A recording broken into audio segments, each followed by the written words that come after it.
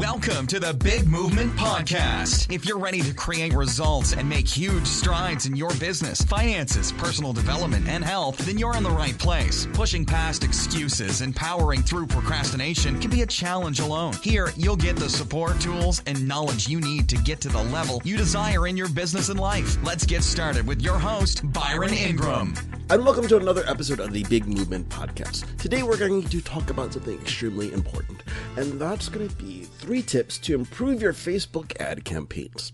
Let's face it, leveraging the power of Facebook to advertise your business is one of the most powerful and the most economical way to grow your business today. However, it is extremely important to utilize Facebook ads properly to ensure that you're creating a positive ROI on your ad spend. And here's why. If you don't do things properly, you can quickly become one of the many people out there who are jaded when it comes to using Facebook ads. They'll look and say, oh, this doesn't work. It costs me a ton of money, blah, blah, blah, blah. Yet, there are over 2 million advertisers on Facebook. Think about how many of them are using it successfully, one after another and another. So obviously it's working. It's just a matter of making some simple adjustments so you can improve your performance. So today we're going to talk about 3 specific things that you can be able to do so you can be able to reach your exact ideal prospect for your business with a Facebook ad. And here's what it boils down to. The reason why sometimes they don't work very properly or very well is that entrepreneurs and business owners just jump right into launching an ad campaign without planning properly. And planning properly is one of the most powerful things that you can do before you even get to designing the ad itself. So here are the 3 tips that we're going to go through today. The first one is having a clear call to action.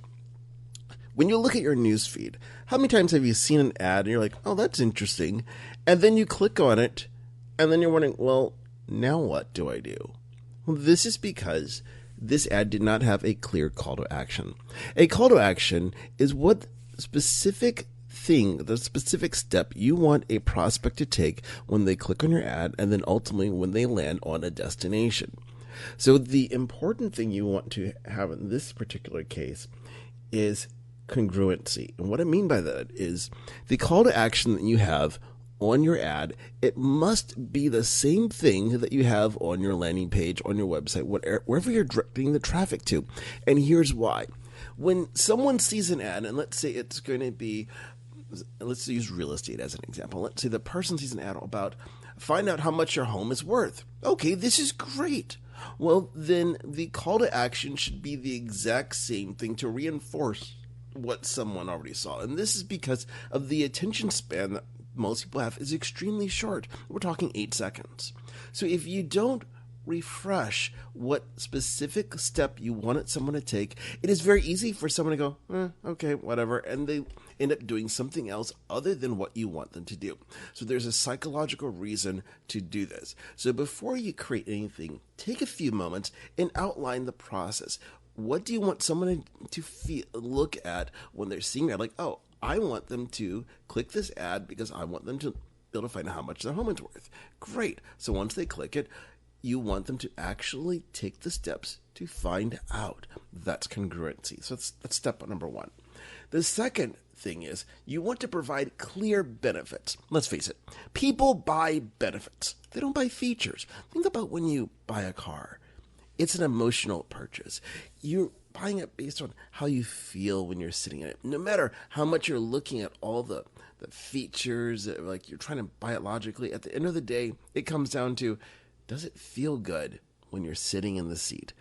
When you're buying a house, does it feel right when you walk in the front door? When you go on a vacation, does that room feel right? So emotions are extremely involved, and that relates to the benefits.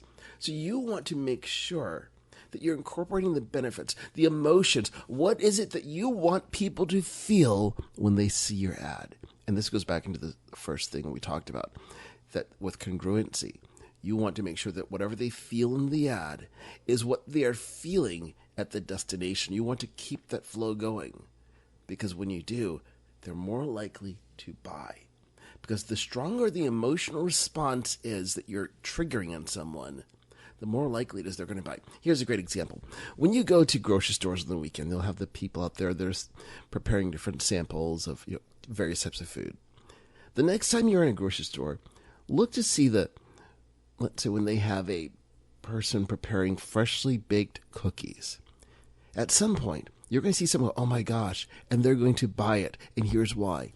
That smell is going to remind them of something, let's say, from their childhood, like, oh, a happy time. So they're going to link that smell with that memory, and they want to re-experience it. Guess what they do? They buy the cookies.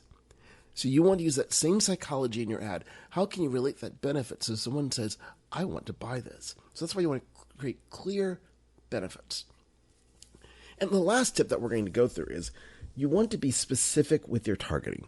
This is one of the mistakes I see so common, and it comes from this notion of the fear of missing out, or FOMO. People want to get their ad in front of as many people as possible. Hey, I get it.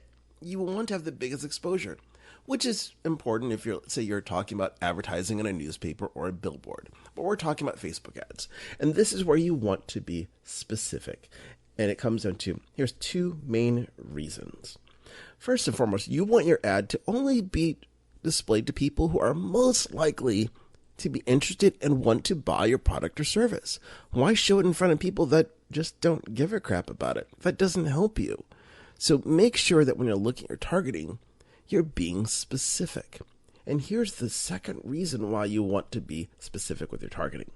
Facebook uses something, in terms of, it's called a relevancy score.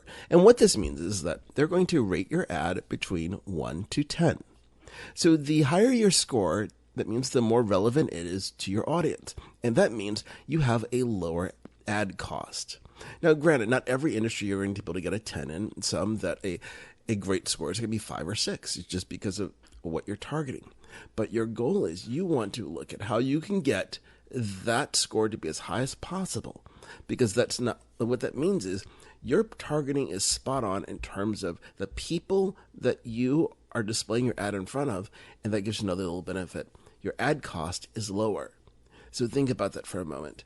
The more specific you are with your targeting, so you're targeting a smaller audience, the lower your ad cost is because it is more relevant. And that's what you want when you want to be able to create conversions, is a higher relevancy score. So what I want you to do is to keep these three tips in mind before you create your next Facebook ad campaign.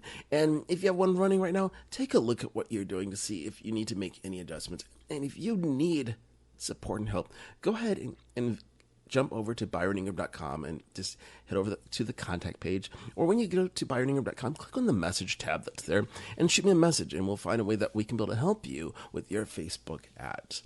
So I hope you go out there and start running some Facebook ad campaigns to grow your business, because your prospects are waiting to hear from you today.